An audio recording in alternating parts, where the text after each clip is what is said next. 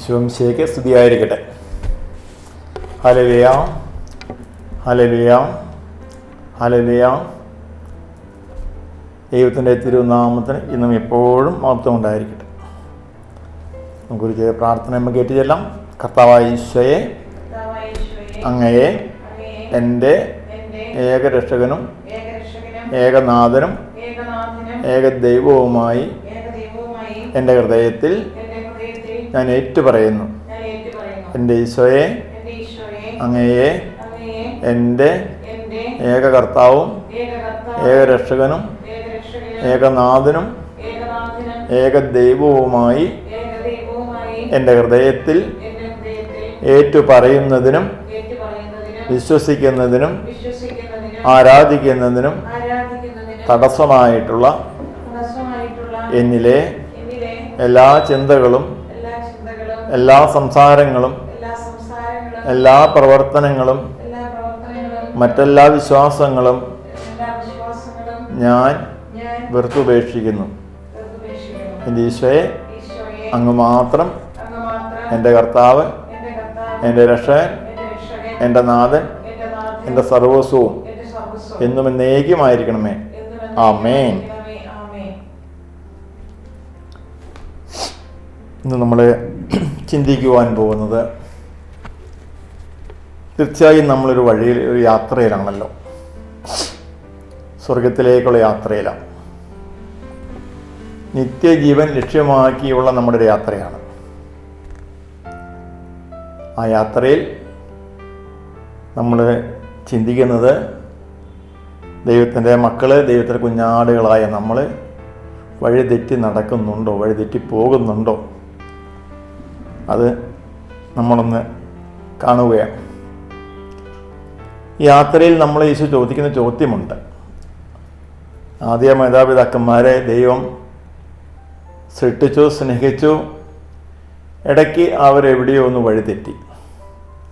അപ്പോൾ ദൈവം അന്വേഷിക്കുന്നുണ്ട്, വിളിക്കുന്നുണ്ട്, ആദം നീ എവിടെയാണ്? ആ ഒരു ചോദ്യം ഇന്ന് എന്നോടും എന്നെയും ദൈവം വിളിക്കുന്നില്ലേ? ഞാൻ കേൾക്കുന്നുണ്ടോ? അവിടെ നിന്നെയും വിളിക്കുന്നുണ്ട്, നീ എവിടെയാണ്?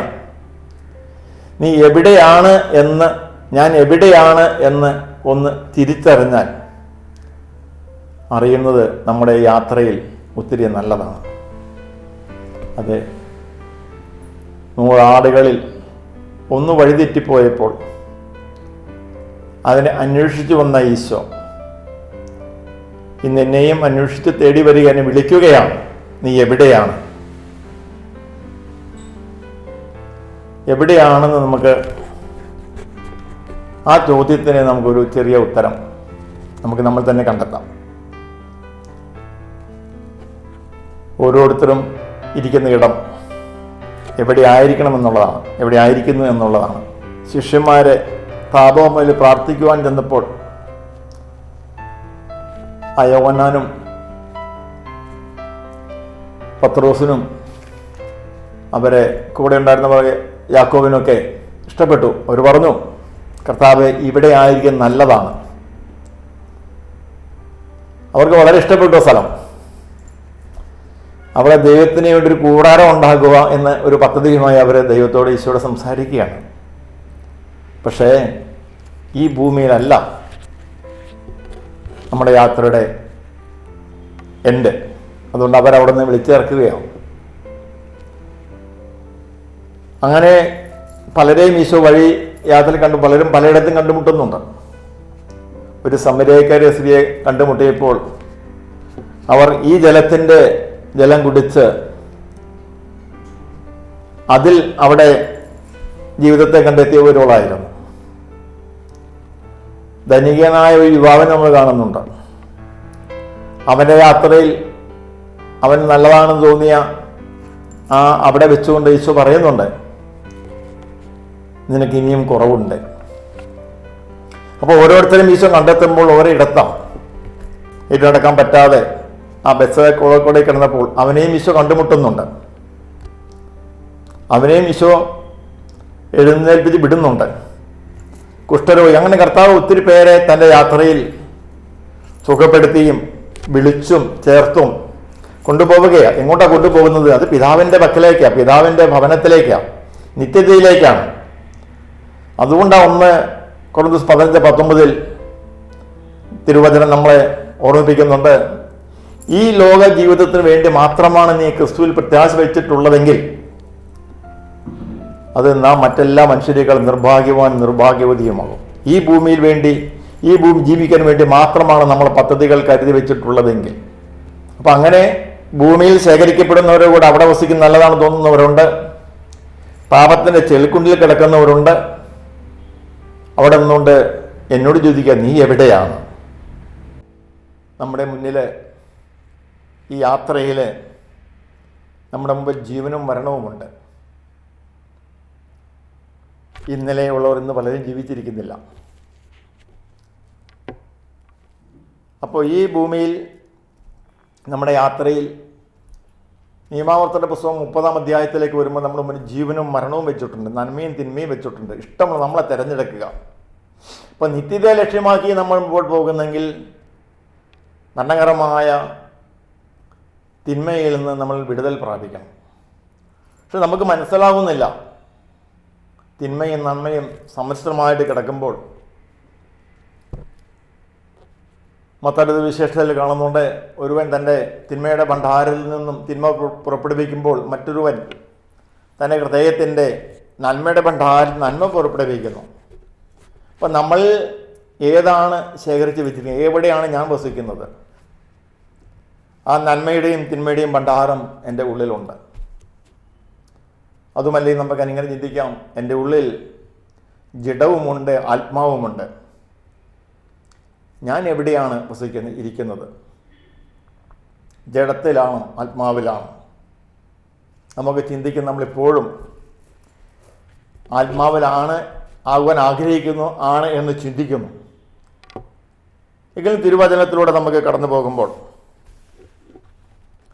ഗലാത്യക്കാർക്ക് ലേഖനം 5-ാം അധ്യായത്തിൽ അവിടെ ജഡത്തിൻ്റെ വ്യാപാരങ്ങളെക്കുറിച്ചും ആത്മാവിൻ്റെ ഫലങ്ങളെക്കുറിച്ചും പറയുന്നുണ്ട്.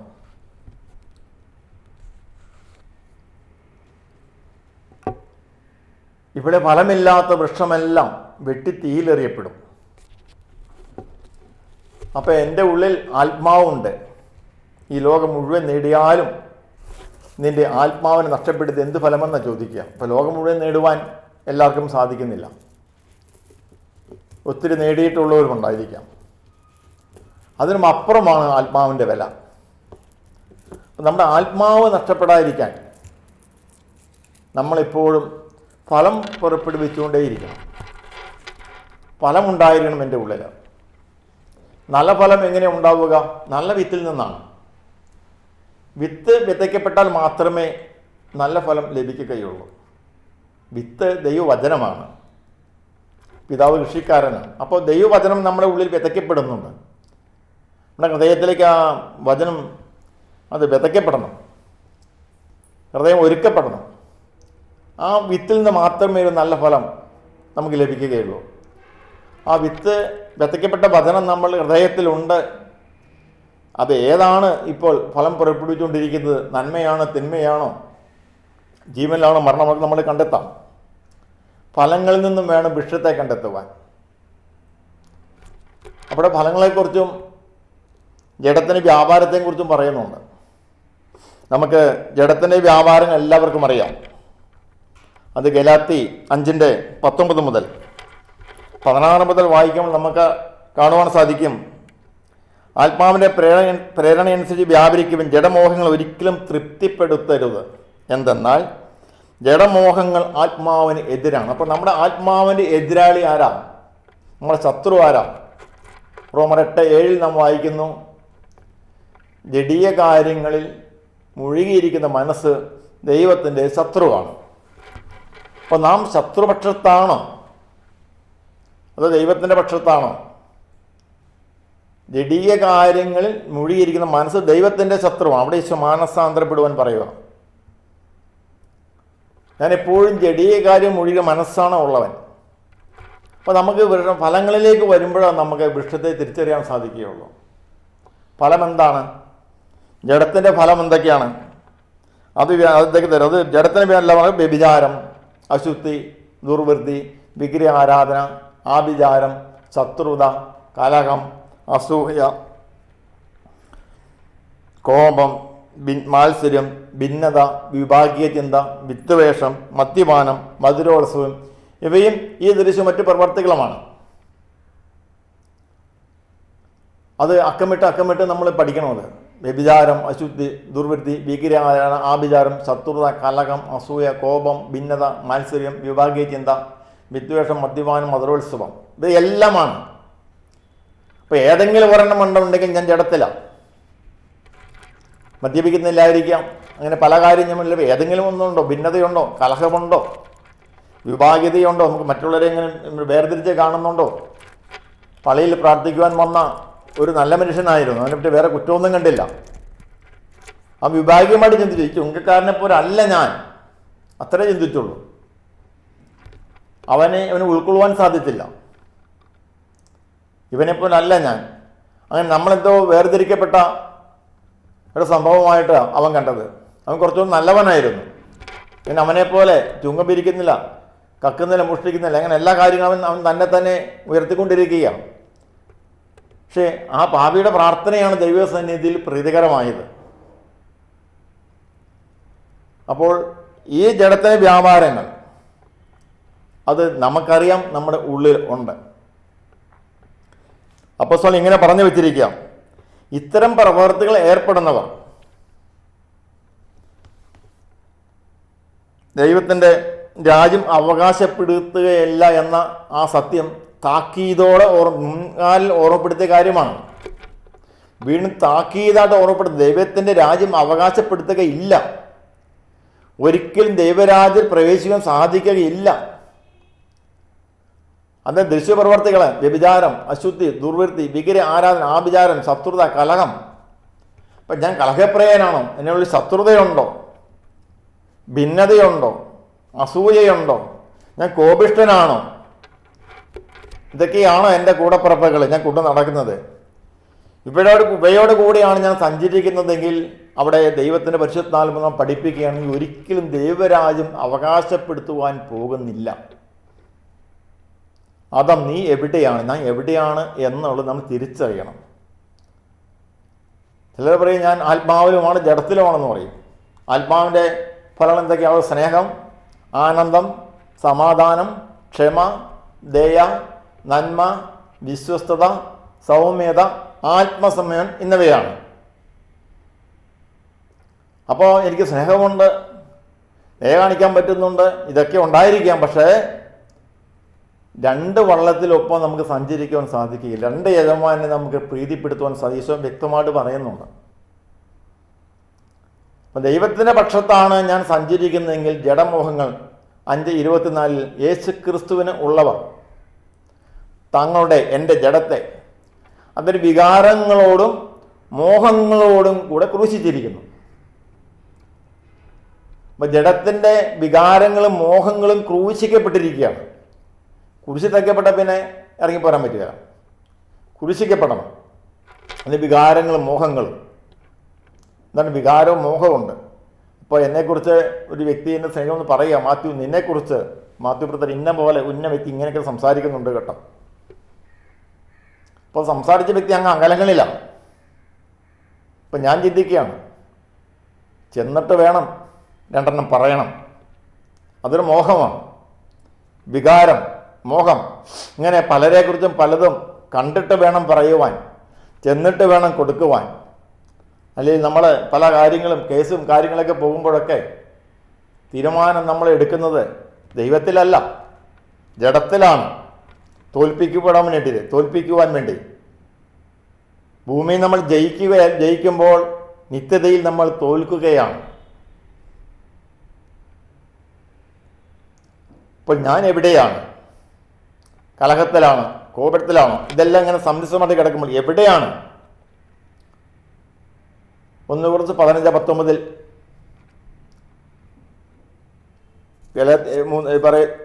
അതെ, നമ്മൾ ഏത് ജീവിതത്തിന് വേണ്ടി നമ്മൾ ഇപ്പോൾ യുദ്ധം ചെയ്തുകൊണ്ടിരിക്കുന്നത്, നമ്മൾ മുന്നോട്ട് അന്വേഷിച്ചുകൊണ്ടിരിക്കുന്നത്? വ്യക്തമായിട്ട് നമ്മൾ കണ്ട നീ എവിടെയാണ്, ഞാൻ എവിടെയാണ്,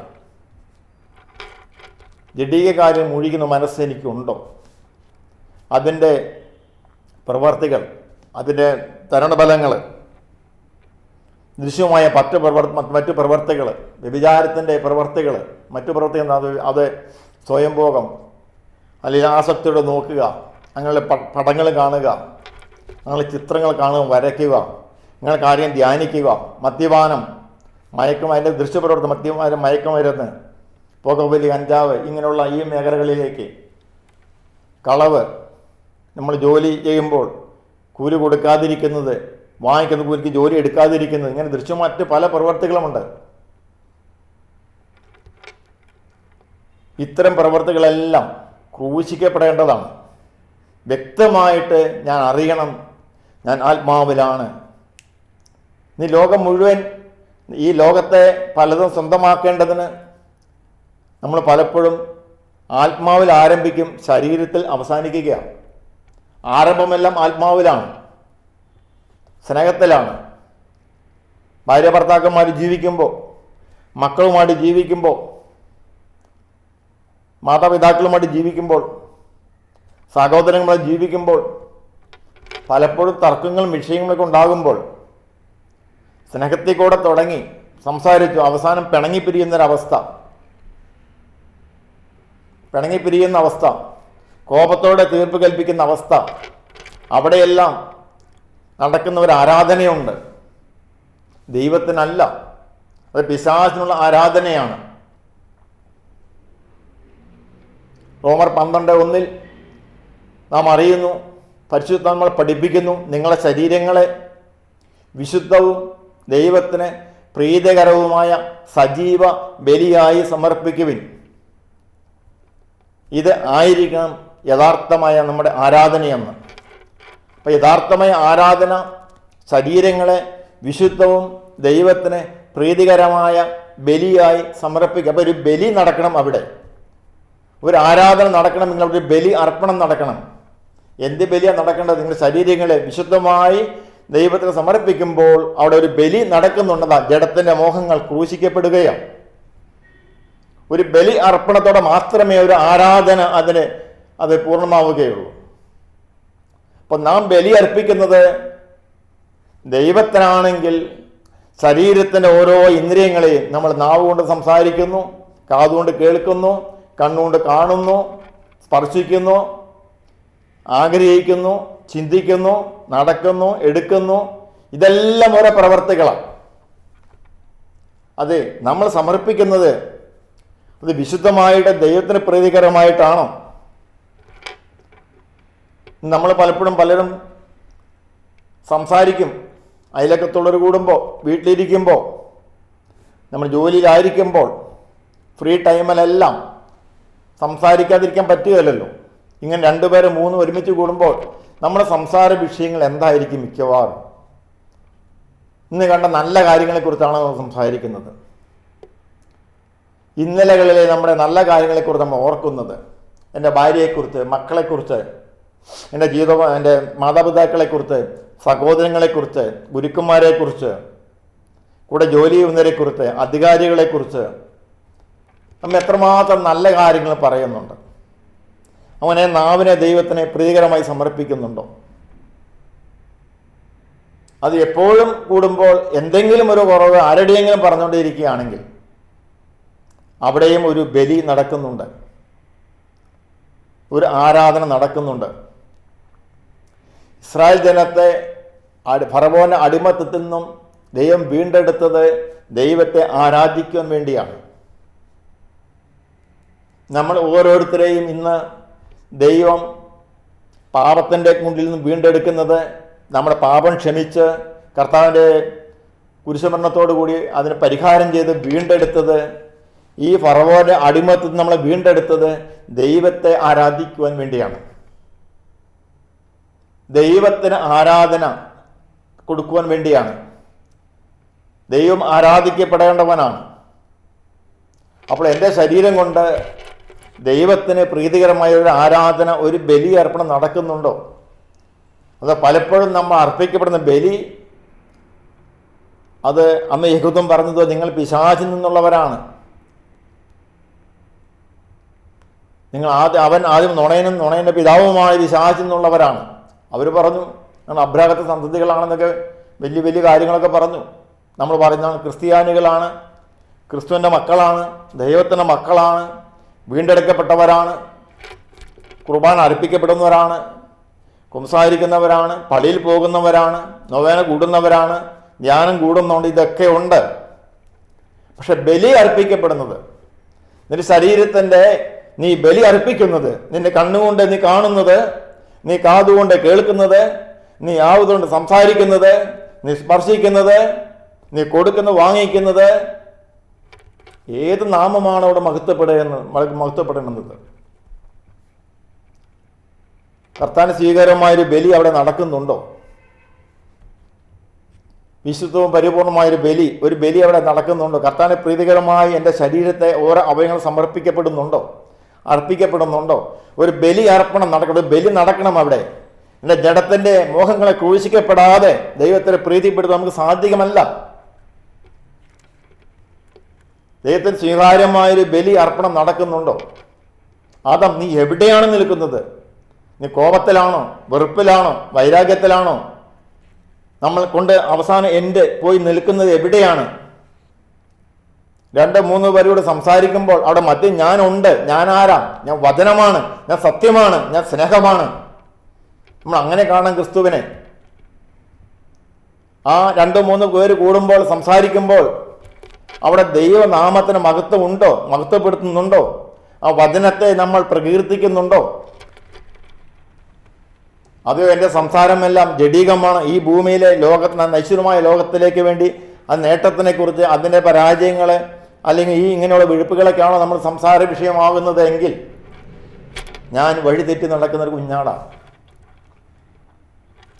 എൻ്റെ പാത ഇപ്പോൾ ക്രിസ്തുവിലെ എൻ്റെ പാതയുടെ വഴിയിലൂടെയല്ല, നിത്യജീവൻ്റെ പാതയിലല്ല. ഞാൻ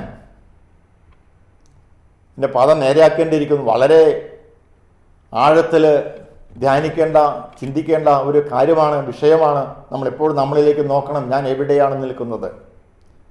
ഈ 2 പേര് കൂടി പിരിഞ്ഞപ്പോൾ എവിടെയാണ് ഞാൻ? അവിടെ നാമത്തെ മഹത്വം കൊണ്ട് അവിടെ ഒരു ആരാധന അർപ്പിച്ചു. അത് ആർക്കാണ് ഈ ആരാധന നടന്നത്? പിശാചിനാണോ, ദൈവത്തിനാണോ? ഞാൻ ആരെയാണ് മഹത്വപ്പെടുത്തിയത്? എന്നിലുള്ള ജഡത്തെ എനിക്ക് ക്രൂശിക്കുവാൻ സാധിക്കുന്നുണ്ടോ? ഒരിക്കൽ നമുക്കറിയാം, നമ്മൾ സ്നേഹിതരെ സംസാരിച്ചുകൊണ്ടിരിക്കുമ്പോൾ ഒരാൾ, എൻ്റെ സ്നേഹിതൻ, എൻ്റെ ഒരു ഉറ്റ സ്നേഹിതൻ വേറൊരിടത്തിൻ്റെ കുറ്റമോ അല്ലെ കുറവുകളോ പറഞ്ഞുകൊണ്ട് വരുമ്പോൾ നമുക്കതിനെ വായടപ്പിക്കാനൊക്കെ അത്ര എളുപ്പമല്ല. സ്നേഹിതനാണല്ലോ പറയുന്നത്, കേൾക്കേണ്ടി വരും. ഒരിക്കൽ ഈശോ എന്നോട് സംസാരിച്ചൊരു കാര്യം ഞാൻ ഓർക്കുക, ദൈവം എന്നോട് പറഞ്ഞൊരു കാര്യം ഞാൻ ഓർക്കുകയാണ്. എങ്ങനെയാണ് ശത്രുക്കളെ ഈ മേഖല നമ്മൾ ദൈവത്തെ മഹത്വപ്പെടുത്തേണ്ടത് എങ്ങനെയാണ്? അപ്പോൾ നമ്മുടെ കൂട്ടായ്മയിൽ അല്ലെങ്കിൽ നമ്മുടെ ഗ്രൂപ്പിൽ നമ്മൾ ജോലി ചെയ്യുന്നിടത്ത് 4-5-6 പേരാണെന്ന് വിചാരിക്കുക. സ്നേഹിതനായിരുന്നു. ആരെങ്കിലും ഒരുവനായിട്ട് ഒരു ചെറിയ പ്രശ്നം ഉണ്ടായിരിക്കുന്ന തെറ്റിദ്ധരിക്കപ്പെട്ട് കഴിഞ്ഞാൽ, ഒരു എന്തെങ്കിലും പ്രശ്നം ഉണ്ടായി കഴിയുമ്പോൾ അത് വിഭാഗീയത നടക്കുകയാണ്. 2 പക്ഷം ചേരും. അപ്പോൾ എൻ്റെ എതിരാളി ഒരാൾ എനിക്കെതിരായി കഴിഞ്ഞപ്പോൾ മറുപക്ഷത്തു നിന്ന് ഒരാൾ സ്നേഹിതമെന്ന് പറയുക, മാത്യുവിന് ഇപ്പോഴാണ് അവനെ മനസ്സിലായത്, എനിക്ക് നേരത്തെ അറിയാമായിരുന്നു പറഞ്ഞ ഒരു വ്യക്തി എൻ്റെ അടുത്ത് വരുമ്പോൾ പെട്ടെന്ന് അവനെ തടയാൻ പറ്റുമോ? ഇല്ല. അവൻ പറയുന്നതെല്ലാം കേൾക്കേണ്ടി വരും. ഈശോ പറഞ്ഞു, അവൻ പറയുന്നത് മുഴുവൻ കേൾക്കണം. കേട്ട് കഴിഞ്ഞിട്ട് പിന്നെ എന്ത് ചെയ്യണം? മഹത്വം കർത്താവിന് ഗുണം എനിക്ക് തരണം. അതെങ്ങനെയാ? ലാസ്റ്റ് നമ്മൾ പറയുമ്പോൾ ഇതൊക്കെ പറഞ്ഞ് ശരിയാണ് കൂട്ടുകാരാ, പക്ഷേ അവനിലുള്ള ചില നന്മകളുണ്ടല്ലോ, ഇന്ന കാര്യങ്ങൾ, ഇന്ന പ്രവൃത്തി, അത് നമ്മൾക്ക് ചെയ്യാൻ പറ്റും, എന്നെക്കൊണ്ട് ചെയ്യാൻ പറ്റില്ല കേട്ടോ. കാര്യം അവൻ അങ്ങനെയൊക്കെയാണ്, പക്ഷെ അവന് ചില നല്ല കാര്യങ്ങളൊക്കെ ഉണ്ട് കേട്ടോ. അതിന് അവനെ കൊണ്ട് പറ്റുമോ? എന്നെക്കൊണ്ട് പറ്റിയല്ല. ഇങ്ങനെ പറഞ്ഞാൽ ഈ സ്നേഹത്തിൻ്റെ വായ അടപ്പിക്കുക, നിഷേധിക്കാൻ സാധിക്കുകയില്ല. അങ്ങനെ പല കാര്യങ്ങളിലും നമ്മൾ കുറ്റപ്പെടുത്തി സംസാരിക്കേണ്ടി വരുമ്പോൾ, കുറ്റം കേൾക്കപ്പെടേണ്ടി വരുമ്പോൾ, നമ്മുടെ ഭാഗത്തു നിന്ന് അവസാനം ഉണ്ടായിരിക്കേണ്ട ഒരു സ്റ്റോപ്പ് എന്തായിരിക്കണം? കൂട്ടുകാരൻ പറയുന്നതൊക്കെ അവൻ്റെ കുറവുകളാണെങ്കിലും അവനിൽ ചില നന്മകളൊക്കെ ഉണ്ട്, അതുകൂടെ നമ്മൾ ഓർമ്മപ്പെടണം. പ്രത്യേകം എന്നെ ദ്രോഹിച്ചതിൻ്റെ ഒരു നന്മയാണ് ഞാൻ പറയുന്നതെങ്കിൽ പിന്നെ അവനോട് പിന്നെ അധികം സംസാരിക്കേണ്ടി വരില്ല. എൻ്റെ ശത്രുവിനെ പോലും ഞാൻ ഇങ്ങനെയാണ് കാണുന്നത് എന്നുള്ള ആ ഒരു വാക്ക്, ആ ഒരു 2 വാക്ക് അവസാനം പറയുമ്പോൾ അവനെ നമ്മൾ ഒരു വചനം, അവൻ്റെ ഹൃദയത്തിൽ ഒരു വചനം വിതയ്ക്കുകയാണ്, ഒരു വിത്തിടുകയാണ്. ആ വിത്ത് നല്ല വിത്താണ്, അത് അവനിൽ മുളയ്ക്കും. നല്ല മുള, ഒരു നല്ല വിത്ത് അവനിൽ പാകപ്പെടും. ഇല്ലെങ്കിലോ എന്നിലുള്ള നന്മ കൂടെ കെടുത്തി കളഞ്ഞിട്ടായിരിക്കും അവൻ പോകുന്നത്. ഇപ്പം പിശാചിൻ്റെ കുതന്ത്രങ്ങൾ നമ്മളിപ്പോഴും വളരെയധികം ശ്രദ്ധയോടെ ഇരിക്കണം. എത്രയോ ജീവിതങ്ങൾ നഷ്ടപ്പെടുത്തിയിരിക്കുന്നു. ഒരിക്കൽ നാളുകൾക്ക് മുമ്പ് ഒരു കാര്യം ഞാൻ ഓർക്കുകയാണ്. ഒരു ഹോസ്പിറ്റൽ കുഞ്ഞിനെ കൊണ്ട് അഡ്മിറ്റ് ആയപ്പോൾ അവിടുത്തെ നഴ്സിംഗ് സൂപ്രണ്ട് പറഞ്ഞു, മാത്യു ഇന്ന റൂമിൽ ഇന്നൊരു കുടുംബമുണ്ട്, മാത്യു ഒന്ന് സംസാരിക്കണം. അവർ വളരെ വേദനയിലാണ്, സങ്കടത്തിലാണ്. ഞാൻ അങ്ങനെ അവരുടെ അടുത്ത് കടന്നുപോയി സംസാരിക്കേണ്ടി വന്നപ്പോൾ ആ പെണ്ണിൻ്റെ പേര് ഞാൻ ഓർക്കും, സീന എന്നാണ്. അവൾ എന്നോട് പറഞ്ഞു, ഇതാ എൻ്റെ ഭർത്താവാണ്, ഇതാ ഒരു 3 വയസ്സുള്ള പെൺകൊച്ചും കൂടെയുണ്ട്. അപ്പം ഞാൻ ചെല്ലുമ്പോൾ അവളെ തലയും കുത്തി കിടത്തിരിക്കുക, നമ്മളൊക്കെ മുകളിൽ ഇങ്ങനെ തല കുത്തി കിടത്തിരിക്കുക. അപ്പോൾ പറഞ്ഞു, ഈ നട്ടലിൻ്റെ ഉള്ളിൽ, ഹിപ്പിൻ്റെ ഉള്ളിൽ, മൂത്രാശയത്തിൽ കഠിനമായൊരു വേദനയുണ്ട് എനിക്ക്. അത് നേരെ കിടന്നാലും നിവർന്നു നിന്നാലും കഠിന വേദനയാണ്. അതുകൊണ്ടാണ് ഞാനിങ്ങനെ കാലം ഉള്ളിലേക്ക് വെച്ച് കിടക്കുന്നത്. ഇപ്പോൾ എനിക്ക് ആശ്വാസമുണ്ട്. അങ്ങനെയാണ് ഡോക്ടർ പറഞ്ഞിരിക്കുക.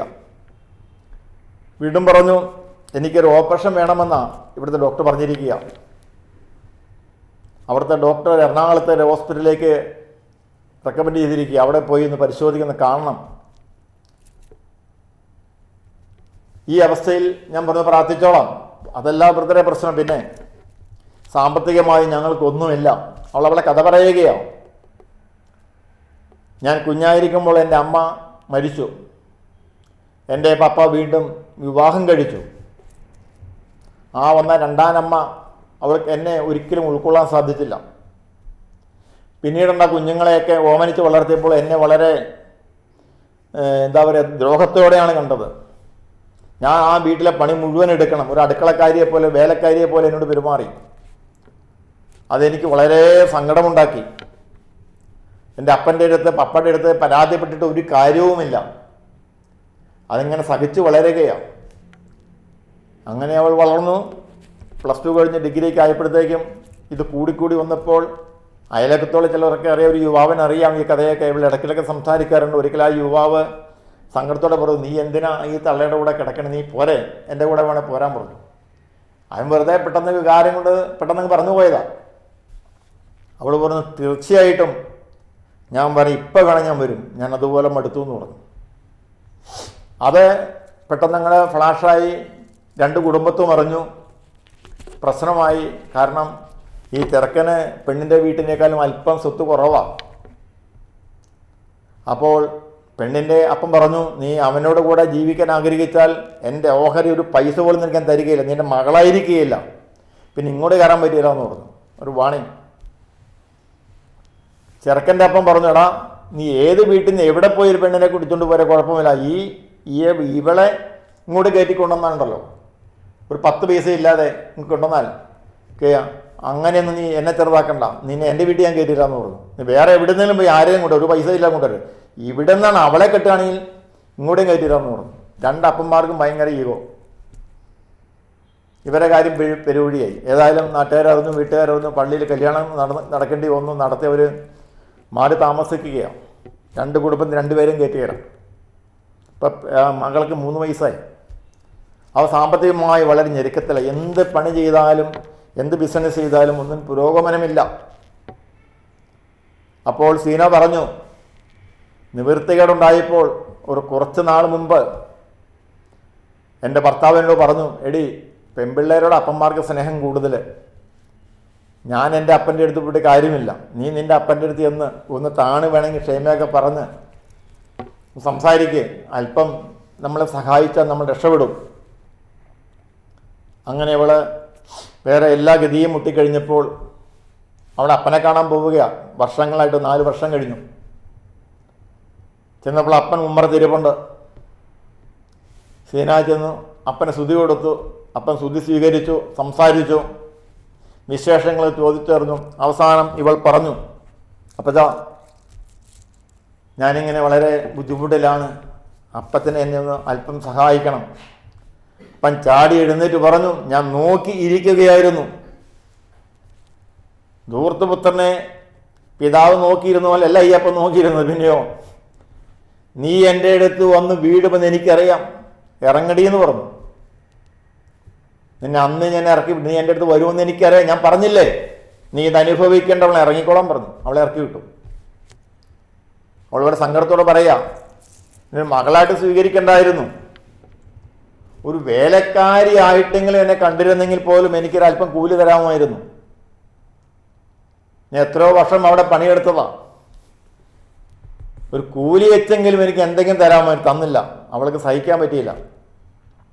ഈ അവസ്ഥയിൽ അവിടെ ഇവിടെ ഇരിക്കുക, ഒരു മാർഗവുമില്ല.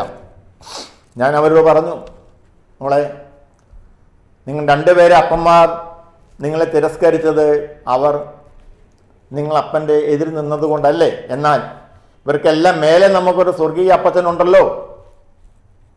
ആ അപ്പൻ്റെ മകളായിരുന്നാൽ അപ്പൻ തരും.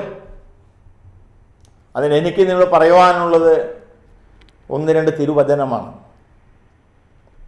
ഞാൻ പറഞ്ഞു കൊടുത്തു, നീ ഇപ്പോൾ ജഡത്തിലാണ് ജീവിക്കുന്നത്, ഒരിക്കലും സ്വർഗത്തിലെ അപ്പൻ നിന്നെ സഹായിക്കാൻ പറ്റുകയില്ല. നീ ആത്മാവിലേക്ക് വരണം. പറഞ്ഞു കൊടുത്തു ഞാൻ. മത്തായിയുടെ സുവിശേഷം 5-ാം അധ്യായം 43-ാമത്തെ തിരുവചനം എന്താ എഴുതപ്പെട്ടിരിക്കുക?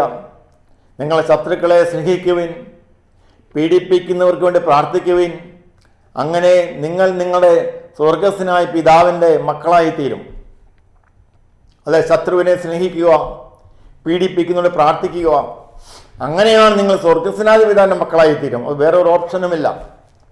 നീ സ്വർഗത്തിലെ പിതാവിൻ്റെ അപ്പനാകുവാൻ വേണ്ടി, മകളാകുവാൻ വേണ്ടി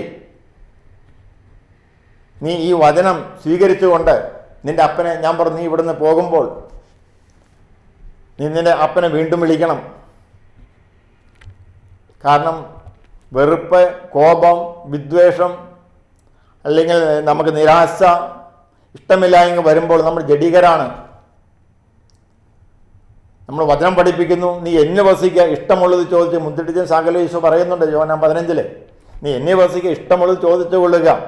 ആദ്യം നമ്മൾ ക്രിസ്തുവിൽ ദൈവത്തിൽ വസിക്കണം.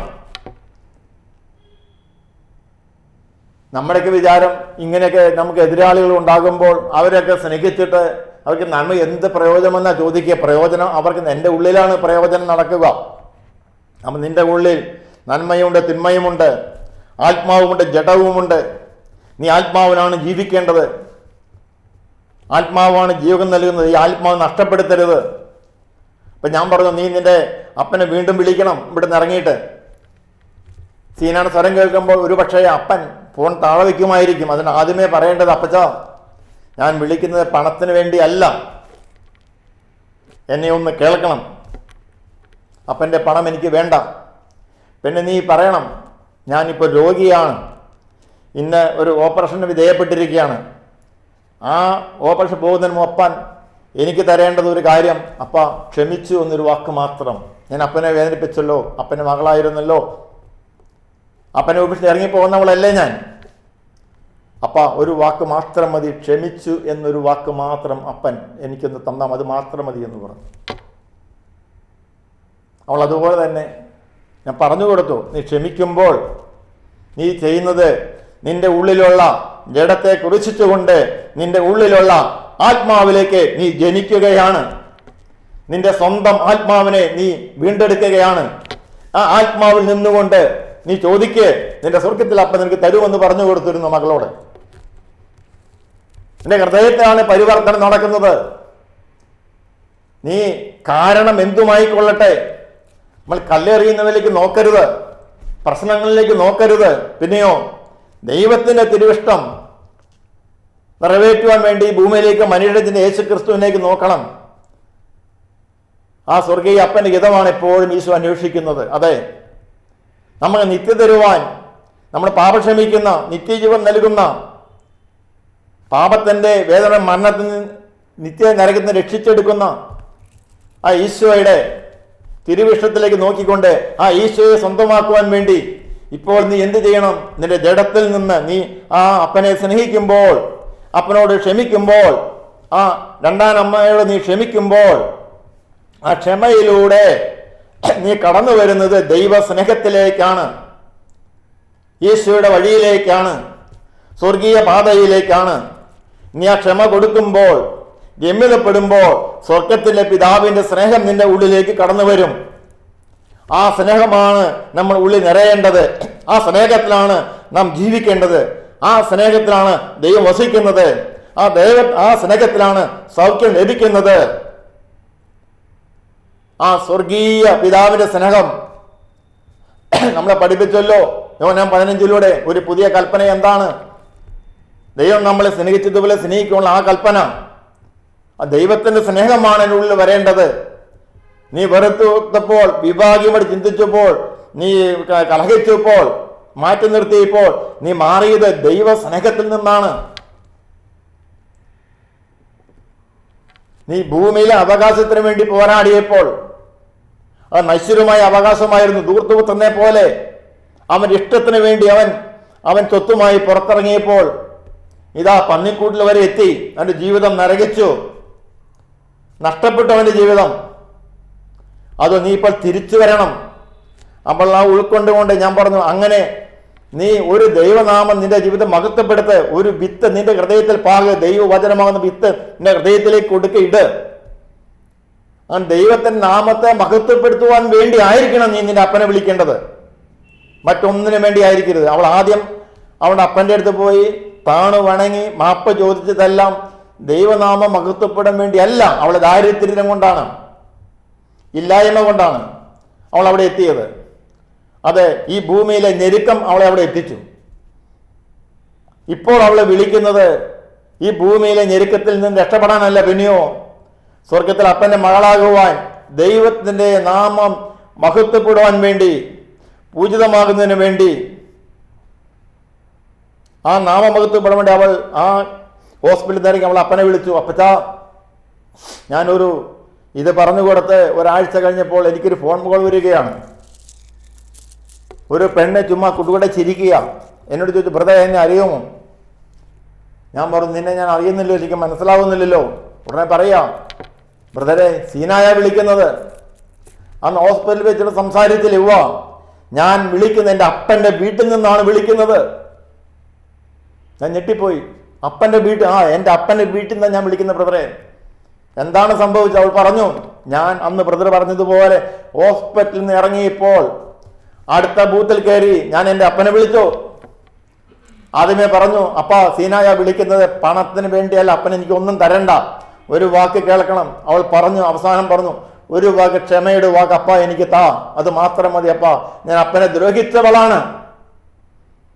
അപ്പൊ തന്നെ അപ്പനെ മാനത്തിന് ഹാനി വരുത്തിയത്, കുടുംബപ്പേര് നഷ്ടപ്പെടുത്തിയത് ധൂർത്തുപുത്രനെ പോലെ അവൾ പറഞ്ഞു, ഞാൻ അങ്ങേക്കെതിരായി പാപം ചെയ്തു, കുടുംബത്തിന്റെ പാപം ചെയ്തു, സമൂഹത്തിന് മുമ്പിൽ അപ്പന്റെ വിലയിടിച്ച് കളഞ്ഞു. അപ്പ പൊറുക്കണപ്പ, ഒരൊറ്റ വാക്ക് ക്ഷമ, അത് മാത്രം മതി അപ്പ എന്ന് പറഞ്ഞു.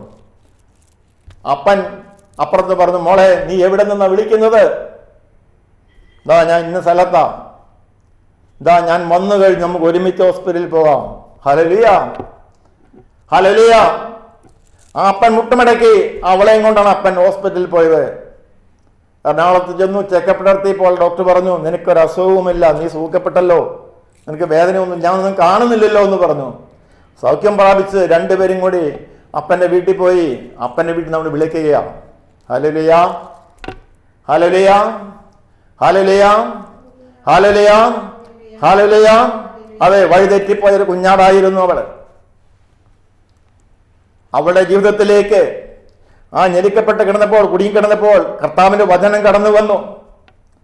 ആ വചനം വെളിപാട് 3 മുട്ടി വിളിച്ചു. അവൾ കേട്ടു, വാതിൽ തുറന്നു കൊടുത്തു. അവർ ഒരുമിച്ച് കൂടി, അവരോടുകൂടെ ദൈവം അവരെ രമ്യതപ്പെടുത്തി. അവളുടെ കാര്യമെല്ലാം കർത്താവ് എത്ര സുന്ദരമാക്കി കൊടുത്തു. ഹല്ലേലൂയ. നമ്മളിങ്ങനെ ഈ ഭൂമിയിലെ വലിയ ഭാരം വഹിക്കുന്നവരാ പലരും, തകർന്നവരാണ് പലരും. മക്കളിലൂടെയും മക്കളെ കൊണ്ടും ജീവിത പങ്കാളികളിലും മാതാപിതാക്കളുടെയും സഹോദരങ്ങളൊക്കെ നമ്മുടെ സാഹചര്യങ്ങൾ നമ്മളെ ഒരുപാട് വഴിതെറ്റിച്ചിട്ടുണ്ട്. ഈ ഭൂമിയിലെ നീതി അന്വേഷിച്ചു കഴിഞ്ഞാൽ അതിന് മാപ്പ് കൊടുക്കാൻ സാധിക്കില്ല. ദൈവനീതി അന്വേഷിക്കുമ്പോൾ, ദൈവരാജ്യം മക്കളാകുവാൻ വേണ്ടി ദൈവനാമത്തെ മഹത്വപ്പെടുത്തുമ്പോഴെല്ലാം അവിടെ ദൈവിക അടയാളങ്ങൾ സംഭവിക്കും. ദൈവം നമ്മുടെ പക്ഷത്താണ്, കടന്നു വരും. അപ്പോൾ നാം പറയും, എൻ്റെ കർത്താവ് രക്ഷകനാണ്, അതെൻ്റെ വിമോചകനാണ്. ആ നാമത്തെ മഹത്വപ്പെടുത്തുമ്പോൾ ഇതൊക്കെ നമുക്ക് ലഭിക്കുക. ഹല്ലേലൂയ. അതുകൊണ്ട് നമ്മൾ തിരിച്ചറിയണം, ആദം നീ എവിടെയാണ് ഇപ്പോൾ നീ ഏത് വഴിയിലാണ്? എന്നെ ദൈവം വിളിക്കുന്നുണ്ട്, നീ സ്വരം കേൾക്കണം. ഞാൻ ഹൃദയത്തിൽ മുട്ടി വിളിക്കുന്നുണ്ട്. വെളിപ്പാട് 3 ഞാൻ വാതിക്കൽ മുട്ടി ഹൃദയത്തിൽ മുട്ടി വിളിക്കുകയാണ്, നീ എവിടെയാണ്?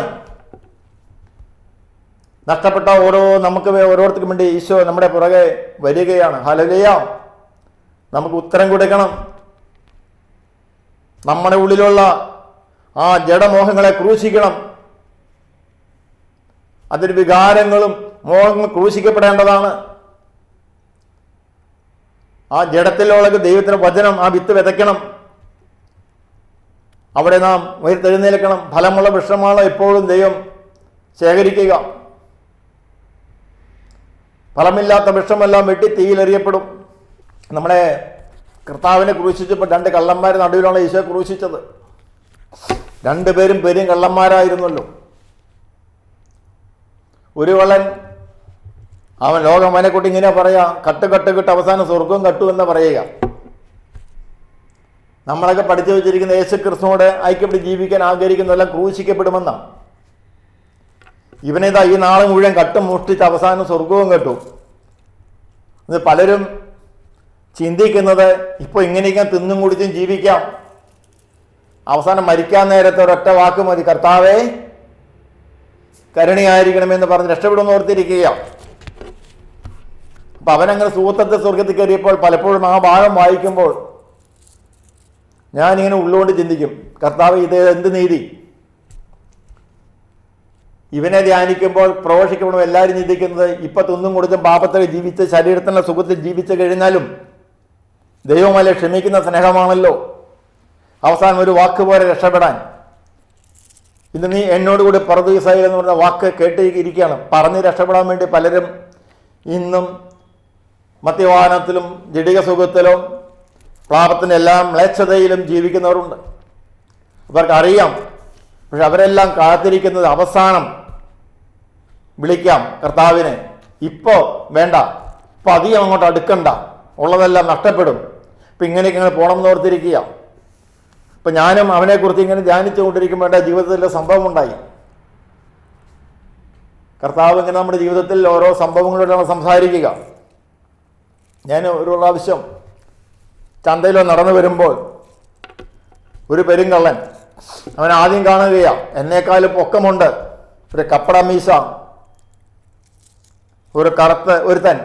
പറയുക, മാത്യു, വർഷങ്ങൾക്ക് മുമ്പാണ്, നീ എനിക്ക് ഇത്ര 1000 രൂപ തരണം, ഇല്ല നിന്റെ കൈ ഞാൻ വെട്ടിക്കളയുമെന്ന് പറഞ്ഞു.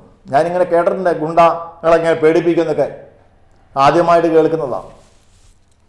ആ വീരപ്പൻ സ്റ്റൈൽ അവൻ്റെ മീശയ്ക്ക് ഇരിക്കണേ, പിരിച്ചു വെച്ചിരിക്കുകയാണ്. നീ ഇനി എന്നെ ഈ മാർക്കറ്റിൽ കണ്ടുമുട്ടുമ്പോൾ നീ എനിക്ക് പണം തന്നിരിക്കണം, നിന്റെ പോക്കറ്റിൽ പണം ഉണ്ടായിരിക്കണം, ഇല്ലെങ്കിൽ ഞാൻ ഒറ്റ വാക്കത്തിൽ നിന്റെ കൈ വെട്ടിക്കളയുമെന്ന് പറഞ്ഞു. ഞാനാകപ്പാടെ പേടിച്ചു പോയി. ഇവനെ ആദ്യം കാണുകയാണല്ലോ, ഇവനെ കുറിച്ച് എനിക്കറിയില്ല. സാധാരണ മനുഷ്യരെ പോലെ ഞാൻ ഓടി പോലീസ് സ്റ്റേഷനിലേക്ക്. എനിക്ക് പരിചയമുള്ള ഒരു പോലീസുകാരനോട് കോൺസ്റ്റബിൾ പറഞ്ഞു, സാറേ എനിക്കിങ്ങനെ ഒരു ഭീഷണിയുണ്ട്. അപ്പോൾ എന്നോട് ഇത് ആരാടാവൻ? ഞാൻ ആദ്യം കാണുകയാണ്, എനിക്കറിയില്ല, രൂപം ഇങ്ങനെയൊക്കെയാണ്, എന്നെക്കാളും പൊക്കമുണ്ട്, ഒരു കപ്രമീശക്കാരനാണ്, ഒരു കർമ്മനാണെന്നൊക്കെ പറഞ്ഞു. നീ പേടിക്കണ്ട, പൈസ ഒന്നും കൊടുക്കണ്ടെന്ന് പറഞ്ഞു. അങ്ങനെയൊന്നും സംഭവിക്കില്ല, എന്തെങ്കിലും അവനൊക്കെ എവിടെ വെച്ച് കണ്ടു കഴിഞ്ഞാൽ ഇങ്ങോട്ട് വന്നാൽ മതി, അവൻ്റെ കാര്യം ഞാൻ ഏറ്റുമെന്ന് പറഞ്ഞു. അങ്ങനെ ഇരിക്കുമ്പോഴാണ് ഞാൻ നോക്കുമ്പോൾ, ഞാൻ ഒരിക്കലും നമ്മുടെ ഒരു സ്ഥാപനത്തിന് മുകളിൽ 2ാം നിലയിൽ നോക്കുമ്പോൾ ടൗണിലേക്ക് നോക്കുമ്പോൾ ഒരുത്തൊരു വാക്കത്തെയും പിടിച്ച് ടൗണിൽ കൂടെ ഓടുകയാണ്. അപ്പം ഞാൻ സൂക്ഷിച്ച് നോക്കിയപ്പോൾ ഞാൻ 2ാം നില മുകളിൽ നിൽക്കണം. നോക്കിയപ്പോൾ ഇവൻ തന്നെയാണ് കക്ഷി. എന്നെ വെട്ടുമെന്ന് പറയുന്നവൻ വാക്കത്തെയും കൊണ്ട് ഓടുകയാണ്. അവൻ ഓടി ഓടി ഒരു വണ്ടിയുടെ ഉള്ളിൽ കയറി ഒളിച്ചു. അതിനു മുമ്പ് വാക്കത്തി എവിടെയോ ഇത് പൂത്തി വെച്ചു.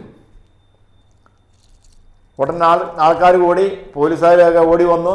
ഞാൻ നോക്കി നിൽക്കുമ്പോൾ തന്നെ അവനെ അവിടുന്ന് പൊക്കി ഒരു ഓട്ടോറിക്ഷയിൽ കയറ്റി നേരെ പോലീസ് സ്റ്റേഷനിലേക്ക് കൊണ്ടുപോവുകയാണ്. അപ്പോൾ ഞാൻ ഇതെന്നാ സംഭവം അപ്പം മനസ്സിലായത്, അവിടെ ഉള്ളിലൊരു ബാറുണ്ട്. അവൻ ആ ബാറ് കയറി മദ്യവെച്ച് ആരോട് വഴക്കുണ്ടാക്കിയപ്പോൾ ആ ബാറിൽ ഉള്ളിൽ അവൻ കയറി അടുക്കളയിൽ ചെന്ന് വാക്കത്തി എടുത്ത് ഇവനെ കളക്കി വെട്ടും കൊടുത്തിട്ട് ആ വാക്കത്തിയും പിടിച്ച് ഇവൻ ഓടിയത്. അപ്പോൾ എനിക്ക് മനസ്സിലായി, വെട്ടും എന്ന് പറഞ്ഞാൽ അവൻ വെട്ടും, പറഞ്ഞാൽ ചെയ്യുന്നവനാണ് അവൻ എന്ന് മനസ്സിലായി.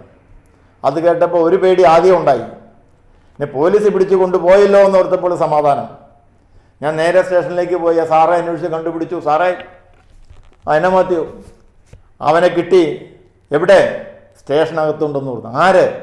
ഇങ്ങനെ ഒരുത്തനെ പൊക്കിക്കൊണ്ടുവന്നിടുന്നു. അപ്പോൾ അന്വേഷിച്ച് പറയണേ, മാത്യു പേടിക്കണ്ട. അതെന്നാ സാറേ? അവൻ നമ്മുടെ കക്ഷിയാന്ന്. അതെന്നാ സാറേ? അവൻ നമ്മുടെ കക്ഷിയാ. അവൻ വൈകുന്നേരം വരെ അവിടെ കിടക്കും. വൈകുന്നേരം ആകുമ്പോൾ ഞങ്ങൾ അവനെ ചോറൊക്കെ മേടിച്ചു കൊടുത്ത് അവനെ വിടുമെന്ന് പറഞ്ഞു. സാറ് എന്നെ ഈ പറയണേ. അപ്പോൾ പറയുക, ഞങ്ങൾക്ക് ഇങ്ങനെ ചില വ്യക്തികളൊക്കെ ഉണ്ട്. ഏതെങ്കിലും ഒരു ക്രിമിനൽ സംഭവം, ഒരു കൊലപാതകമോ അല്ലെങ്കിൽ ഇങ്ങനെയൊക്കെ വലിയ കളവൊക്കെ നടന്നു കഴിഞ്ഞാൽ കള്ളനെ പിടിക്കാൻ ഞങ്ങൾക്ക് ഉത്തരവ് വരും. തിരുവനന്തപുരത്ത് നിന്ന് ഇത്ര മണിക്കൂർ വരെ പിടിക്കണം.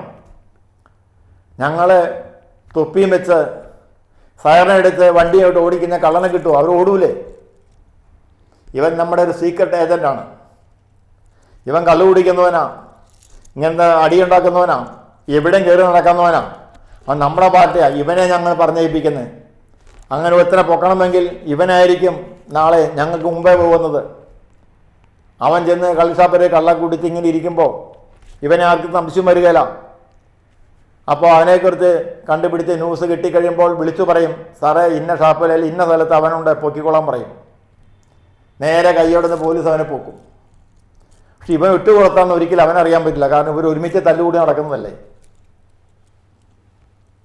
അങ്ങനെ ഞങ്ങളെ സഹായിക്കുന്ന ഒരുവനാണ് അവൻ. അതുകൊണ്ട് മാത്യു പേടിക്കണം, മാത്യുവിനൊന്നും ചെയ്യലെന്ന് പറഞ്ഞു. പിറ്റേ ദിവസം രാവിലെ ഞാൻ കടയിലായിരിക്കുമ്പോൾ ഈ കപ്രാമീശക്കാരൻ കയറി വരികയാണ്. മാത്യു എന്ന് വിളിച്ചു. മാത്യു സാറിൻ്റെ പാർട്ടിയായിരുന്നു, എനിക്ക് അറിയില്ലായിരുന്നല്ലോ. മാത്യു പേടിക്കണ്ട, അവൻ്റെ കാര്യം ഞാൻ ഏൽപ്പിക്കുന്നു. ആരുടെ കാര്യം? മാത്യുവിനെ തല്ലാൻ വേണ്ടി കൊട്ടേഷൻ എന്നെ ഏൽപ്പിച്ച് ഒരുത്തനുണ്ട്, അവൻ്റെ കാര്യം ഞാൻ നോക്കിക്കോളാം എന്ന് പറഞ്ഞു. ഞാൻ പറഞ്ഞു, അവൻ്റെ കാര്യം നോക്കണ്ട, എന്നെയും അവനെയും ചെന്ന് വെറുതെ വിട്ടാൽ മതി എന്ന് പറഞ്ഞു. അതിന് പുള്ളി നമ്മുടെ സുഹൃത്തായി. പിന്നെ ക്രിസ്മസ് ഓണമൊക്കെ വരുമ്പോഴൊക്കെ വരും. മാത്യു എന്തെങ്കിലും വേണം, പോക്കറ്റ് മണി വേണം അവന്. അങ്ങനെ കൂടെ മിത്രോട് നിൽക്കുകയാണ്. ഞാൻ ഈ സംഭവം പറഞ്ഞു വന്നത്, എന്നോട് ഈശോ പറഞ്ഞു, ഞാൻ നല്ല കളയെന്ന് പറഞ്ഞല്ലോ, നിനക്ക് അസ്വസ്ഥത ഉണ്ടാക്കിയല്ലോ, അവൻ സ്വർഗത്തിലേക്ക് എന്നോട് കൂടെ പറഞ്ഞതെന്ന് പറഞ്ഞ് ഈശോ പറഞ്ഞു, അവൻ ഞാൻ പഠിപ്പിച്ച പ്രാർത്ഥന അവൻ ആദ്യം ചെല്ലിയവനാ. അവനിൽ ഫലങ്ങൾ 9 ഫലമുള്ള വൃക്ഷമാണവൻ, ഞാൻ ശേഖരിച്ചതാണ്. ഈശോ പറഞ്ഞു, കഴിഞ്ഞ സംഭവത്തിലൂടെ ഇപ്പം ഞാൻ അനുഭവിച്ച സംഭവത്തിലൂടെ ഒരു കള്ളനെ, ഈ കർത്താവിൻ്റെ ക്രൂശിക്കപ്പെട്ട കള്ളനെ, അവനെ പിടിക്കണമെങ്കിൽ ഒരു ഒറ്റുകാരൻ വേണം. അവൻ തന്നെ പറഞ്ഞല്ലോ, നമ്മുടെ ഇഷ്ടന്യായമാണ്, നമ്മുടെ പ്രവൃത്തികൾക്ക് തക്ക പ്രതിഫലമാണ് ലഭിച്ചിരിക്കുന്നത് അവൻ പറയണമെങ്കിൽ ഈശോ പറഞ്ഞു, അവൻ വലിയൊരു ക്ഷമയുടെ ഉറവിടമാണ്. അവൻ എത്രയോ നാളുകൾക്ക് മുമ്പ് ഇവനെ ക്രിമിനലായി ഇവനെ ഒരുത്തൻ ഒറ്റുകൊടുത്ത് പിടിച്ചപ്പോൾ അവൻ ഒറ്റുകൊടുക്കപ്പെട്ടവനോട് ഈ കള്ളന് ഒരു വിരോധവും തോന്നിയില്ല. അവനെ പോലീസുകാർ പിടിച്ചു, അധികാരികൾ പിടിച്ചു, അവൻ ജയിലിലടച്ചു. നമുക്ക് ഇങ്ങനെ ക്രിമിനലൊക്കെ പിടിക്കുമ്പോൾ അവനെയൊന്നും ഇന്നത്തെ പോലെ അങ്ങനെ വലിയ പ്രൊട്ടക്ഷൻ നൽകി കൊണ്ടുവരികയില്ല. പഴയ കാലത്താണ് അവനെ അടിച്ച് ചതച്ച് ഒരു പരുവത്തിൽ സ്റ്റേഷനിലേക്ക് കൊണ്ടുവരികയുള്ളൂ. സ്റ്റേഷനിൽ കൊണ്ടുവന്നു കഴിഞ്ഞാൽ പാറാവടി ഉണ്ടാവും, ഒരു നടയടിയൊക്കെ കിട്ടി അവൻ അങ്ങനെ ജയിലിനകത്തിടും.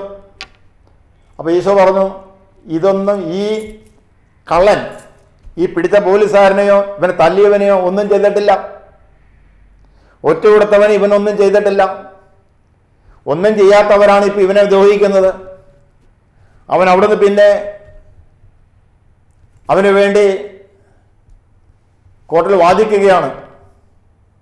കോടതിയിൽ ഇവനെ കൊല്ലണമെന്ന് ആക്രോശിച്ചുകൊണ്ട് ഇതാ ഒരു വക്കീൽ, ഒരു PP സക്കാർ അവനെതിരെ വാദിക്കുകയാണ്. അങ്ങനെ അവസാനം വാദം കേട്ടു, അവനെ ആ ജഡ്ജി കൊല്ലാൻ വിധിക്കുകയാണ്. അപ്പോൾ ഈശോ പറഞ്ഞു, ഈ കൊല്ലാൻ വിധിച്ച ജഡ്ജിനെയും അവനെതിരെ വാദിച്ച വക്കീലിനെയും ഒന്നും ഈ കള്ളൻ ഒന്നും ചെയ്തിട്ടില്ല, അവരോടും അവൻ ക്ഷമിച്ചു, ഈ ശിക്ഷ ന്യായമാണെന്ന് അവൻ പറഞ്ഞു.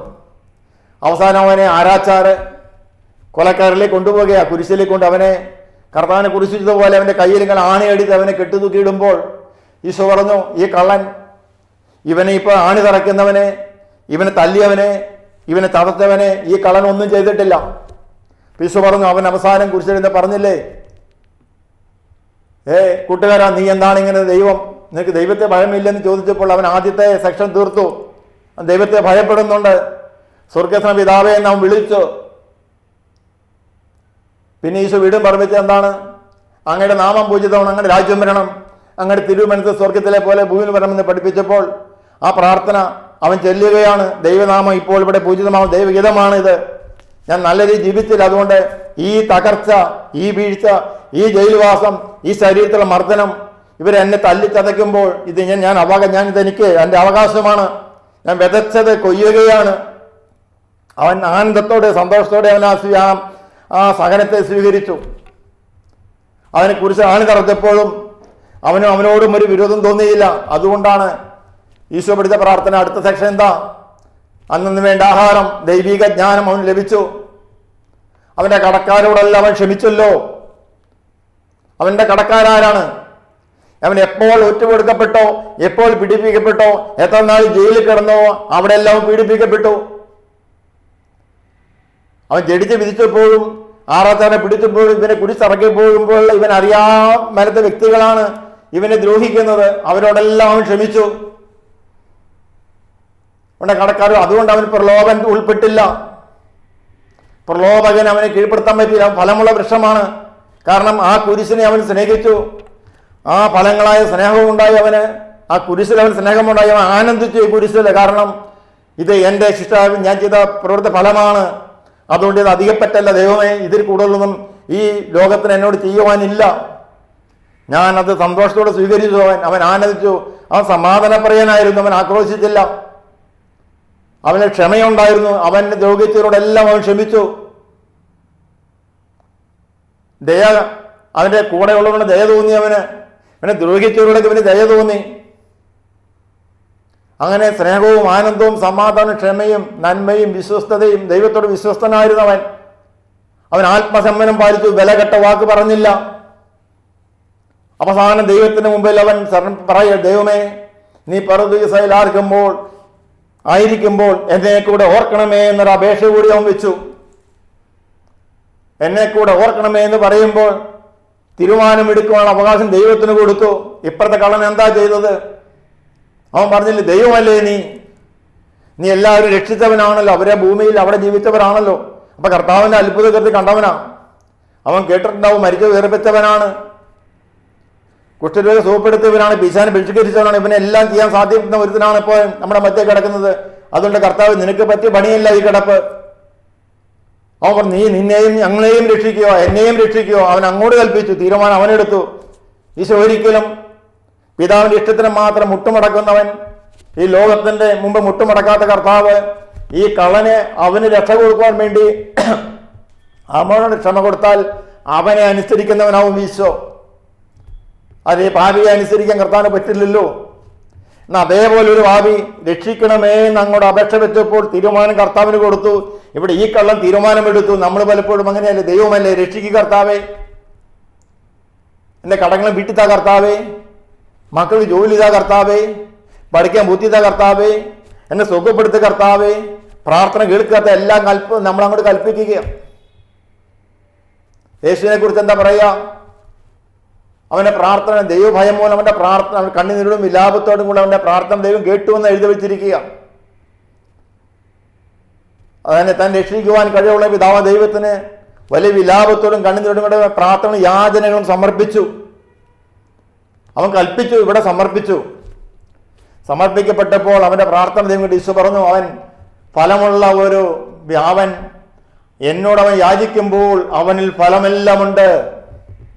അതെ, എൻ്റെ ജീവിതത്തിലേക്ക് കടന്നു വന്നിട്ടല്ല, നമ്മുടെ ജീവിതത്തിൽ കടന്നു നമ്മളെ വന്ന എല്ലാ ഞെരുക്കങ്ങളും നമുക്ക് ധ്യാനിച്ചു നോക്കാം. നമ്മുടെ എന്നോട് ചെയ്ത എത്ര ദ്രോഹം ചെയ്ത വ്യക്തിയോട് ഞാൻ എങ്ങനെയാണ് ക്ഷമിച്ചിരിക്കുന്നത്? എനിക്ക് രോഗം വരുമ്പോൾ, തകർച്ച വരുമ്പോൾ, പീഡിപ്പിക്കപ്പെടുമ്പോൾ, ഒറ്റപ്പെടുത്തുമ്പോൾ, അവമതിക്കപ്പെടുമ്പോൾ, വേർതിരിക്കപ്പെടുമ്പോൾ, മർദ്ദിക്കപ്പെടുമ്പോൾ, എന്നെ കവത ചെയ്യുമ്പോൾ, എന്നെ ഉപേക്ഷിക്കുമ്പോൾ, ഒറ്റപ്പെടുത്തുമ്പോൾ, ആർക്കും വേണ്ടാത്തവനും വേണ്ടാത്തവനുമാകുമ്പോൾ, ഇങ്ങനെയൊക്കെ ഞാൻ തിരസ്കരിക്കപ്പെടുമ്പോൾ എൻ്റെ ഉള്ളിലെ കർത്താവേ, ഈ കള്ളനെ പോലെ എനിക്ക് പറയുവാൻ സാധിച്ചിട്ടുണ്ടോ? ദൈവമേ, ഇത് ന്യായമാണ്. ഞാൻ കടന്നു വന്ന വഴികൾ നല്ലതായിരുന്നില്ല, കർത്താവിൻ്റെ പാതയിലായിരുന്നില്ല. ഈ വഴിതെറ്റി നടന്ന എനിക്കത് ഈ ശിക്ഷ ന്യായമാണ് എന്ന് എനിക്ക് പറയുവാൻ സാധിച്ചാൽ അത് വലിയ പ്രാർത്ഥനയാണ്, അതൊരു വലിയ ആരാധനയാണ്, അതൊരു വിടുതലാണ്. ഇപ്പോഴും നമ്മളിങ്ങനെ ഈ ആത്മാവിന് ഫലം പുറപ്പെടുവിക്കാൻ കിട്ടുന്ന അവസരങ്ങളെല്ലാം നഷ്ടപ്പെടുത്തിക്കൊണ്ട്, അതെ, എന്നെ വേദനിപ്പിക്കുമ്പോൾ ഓർക്കണമേ, നല്ല കളനെ ഓർക്കണമേ. അവൻ ദ്രോഹിച്ചവരെ ക്ഷമിക്കുവാൻ അവസരം കിട്ടി, അവന് പ്രാർത്ഥിക്കുവാൻ അവസരം കിട്ടി,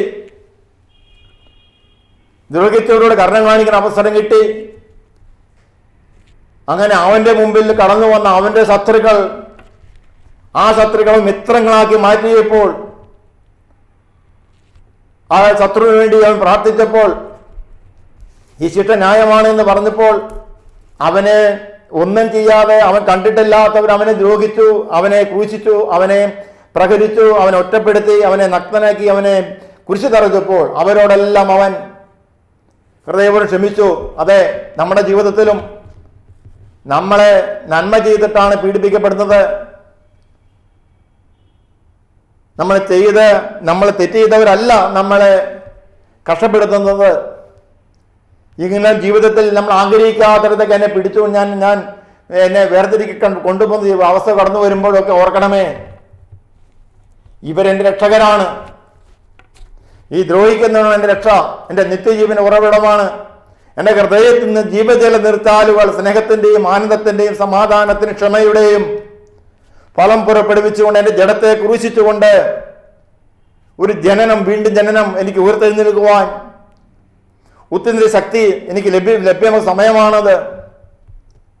കർത്താവിൻ്റെ വചനം 1:1-24, അത് വചനം ദൈവ ശക്തിയാണ്, ദൈവത്തിന് ജ്ഞാനമാണ്.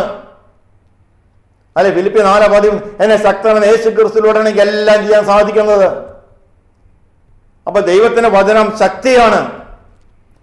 ആ വചനത്തിന്റെ ശക്തിയാണ് വേണം ഞാൻ എഴുന്നേറ്റ് നടക്കുവാൻ. ഈ ഫിലിപ്പിയർ 4:10 ശക്തനാണ് യേശു ക്രിസ്തുവിലൂടെ വേണം എനിക്കെല്ലാം സാധ്യമാക്കുവാൻ.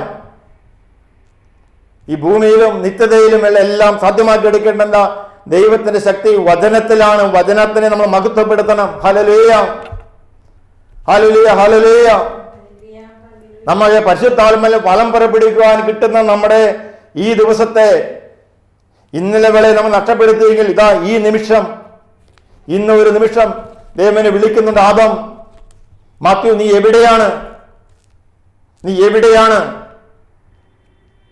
ഇതാ ഞാൻ ഒരു ജഡികനാണ് കർത്താവേ, ഇതാ ഞാൻ ജഡമോ മുഴുക മനസ്സാണ് കർത്താവേ എന്നിനുള്ളത്. ക്രൂശിക്കുവാൻ ക്രിസ്തുവിനുള്ള തങ്ങളുടെ ജഡത്തെ ക്രൂശിച്ചുകൊണ്ട് എൻ്റെ ആത്മാവിലെ ഫലങ്ങൾ പുറം, എൻ്റെ ഉള്ളിലുള്ള ആത്മാവിൻ്റെ ആഗ്രഹമാണല്ലോ സ്നേഹിക്കപ്പെടണം, ആനന്ദം വേണം, സമാധാനം വേണം, ദേഹത്തേക്ക് ലഭിക്കണം. എൻ്റെ ഉള്ളിൽ ആത്മാവിൻ്റെ ആഗ്രഹങ്ങൾ, അത് എൻ്റെ ഉള്ളിൽ നിന്ന് പുറപ്പെടുവിക്കുവാൻ കിട്ടുന്ന അവസരങ്ങൾ, നമ്മളെ പീഡിപ്പിക്കുന്നവരെ കരുണ കാണിച്ചുകൊണ്ട്, സ്നേഹിച്ചുകൊണ്ട്, അവരെ അനുഗ്രഹിച്ചുകൊണ്ട് കർത്താവ് പഠിച്ച പ്രാർത്ഥന ചെല്ലുവാൻ യോഗ്യതയോടെ ഓരോ ദിവസവും നമുക്ക് ഉണർന്നെഴുന്നേൽക്കാം. ഈ തിരുവചനം ശ്രമിക്കുന്ന എൻ്റെ പ്രിയ സഹോദരങ്ങളെ, ഇപ്പോൾ നമ്മുടെ ജീവിതത്തിലേക്ക് ഒരു മാറ്റം, ഒന്ന് തിരിഞ്ഞു നടക്കുവാൻ, ഞാൻ കർത്താവിന് വഴിതെറ്റിപ്പോ ഒരു കുഞ്ഞാടാണെന്ന് തിരുത്ത് അറിഞ്ഞുകൊണ്ട് ഒന്ന് വഴി മാറി നടക്കുവാൻ,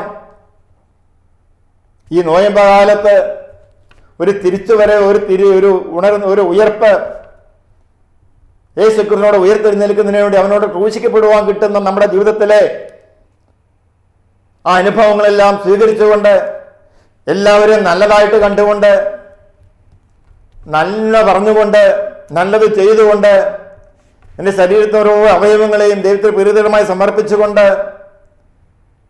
ആ അവയവം കുടികൊള്ളുന്ന ആ ജഡത്തിന്റെ മോഹങ്ങളെ ബലി കൊടുത്തുകൊണ്ട്, ഒരു ആരാധന നടത്തിക്കൊണ്ട്, ഒരു ഉത്തേജനായ കർത്താവിന് കൂടെ ഉയർത്തെഴുന്നേൽക്കുവാൻ, ശക്തി പ്രാപിക്കുവാൻ, നമ്മുടെ ജീവിതങ്ങൾ അനുകരിക്കപ്പെടേണ്ടതിന് നമുക്ക് പ്രാർത്ഥിക്കാം. അതിനുവേണ്ടി നമുക്ക് മനസ്സ് വയ്ക്കാം. നമുക്ക് വിശുദ്ധോട് പ്രാർത്ഥിക്കാം. നമ്മുടെ പേര് വിശുദ്ധോട് ചേർന്ന് പ്രാർത്ഥിക്കാം. പക്ഷെ അമ്മയോട് ചേർന്ന് പ്രാർത്ഥിക്കാം. കൃപ നിറഞ്ഞവളെ, നിനക്ക് സ്തുതി, കർത്താവ് നിന്നോട് കൂടെ, നീ സ്ത്രീകൾ അനുഗ്രഹിക്കപ്പെട്ടവളാകുന്നു, നിന്റെ ഉദരത്തിന്റെ ഫലമായി ഈശോ അനുഗ്രഹിക്കപ്പെട്ടവനാകുന്നു. പരിശുദ്ധ മറിയമേ തമ്പുരാന്റെ അമ്മേ, പാപികളായ ഞങ്ങൾക്ക് വേണ്ടി ഇപ്പോൾ ഞങ്ങളുടെ മരണസമയത്തും തമ്പുരാനോട് അപേക്ഷിച്ചോളമേ. ആമേ. നമുക്ക് സ്തുതിക്കാം കർത്താവിനെ. Hallelujah, hallelujah, hallelujah, hallelujah, hallelujah. പ്രാർത്ഥിക്കുന്നു അപ്പാ പിതാവേ, പുത്രൻ നാമത്തെ മഹത്വപ്പെടുത്തുവാൻ, ജീവിതങ്ങളെ മഹത്വപ്പെടുത്തുവാൻ അപ്പാ, ഞങ്ങളുടെ ജീവിതങ്ങളെ, ഉള്ളിലുള്ള ഞങ്ങളുടെ ആത്മാവിനെ, അങ്ങ് ദാനത്തെ, ആ പരിശുദ്ധാത്മാവിനെ സ്നേഹവും ആനന്ദവും സമാധാനവും ക്ഷമയും നന്മയും വിശ്വത കൊണ്ട് സംയമനം കൊണ്ട് ആ ആത്മാവിൽ ജീവിക്കുവാൻ കിട്ടുന്ന ജീവിതങ്ങളെ, ആ ജീവിതത്തിൽ ഞങ്ങൾ ഉയർന്നെഴുന്നേൽക്ക് ഒരു മനുതാമുള്ള മനസ്സ് ഞങ്ങൾക്ക് ലഭിക്കണമേ. ഒരു തിരിച്ചറിവ്, നല്ല സുബോധം നൽകണമേ. ഞങ്ങൾ വഴിതെറ്റി നടക്കുന്നപ്പോ അറിയുന്നില്ലപ്പോ. ഈ ജഡമോഹങ്ങൾ ക്രൂശിക്കപ്പെടേണ്ടതാണ്. ജീവിതത്തിൽ വരുന്ന ശത്രുത, പിശാച് വിതയ്ക്കുന്ന ഈ പാഴ്ചകൾ പിഴുതെറിഞ്ഞുകൊണ്ട് ഒരു നല്ല ഒരു ആത്മാവിൽ ജീവിച്ചുകൊണ്ട് ദൈവത്തിന്റെ മകളായി വളരുവാൻ, മകനായി വളരുവാൻ, അതേ കർത്താവെ, ഞാൻ ആയിരിക്കുന്നിടത്ത് അവിടെ ഒരു പ്രകാശം ഉദിക്കുവാൻ, അന്ധകാരം മാറ്റി പ്രകാശത്തെ, അവിടെ എന്നിലുള്ള പ്രകാശത്തെ തീ കത്തിച്ചുകൊണ്ട് ഉയർത്തെഴുന്നേൽക്കുവാൻ കൃപയ്ക്ക് വേണ്ടി പ്രാർത്ഥിക്കുന്നു. ഹല്ലേലൂയ. അപ്പാ പിതാവേ, അവിടെ സ്നേഹത്താൽ ഞങ്ങൾ നിറയ്ക്കണമേ. അനുതാമുള്ള മനസ്സ് തരണമേ. പരിശുദ്ധാത്മാവെ സഹായിക്കണമേ. യേശുവേ സ്തുതിക്കുന്നു, ആരാധിക്കുന്നു, സ്തുതിക്കുന്നു, ആരാധിക്കുന്നു, സ്തുതിക്കുന്നു, ആരാധിക്കുന്നു. ആരാധന, ആരാധന, ആരാധന, ആരാധന. Hallelujah, hallelujah. സ്തുതി.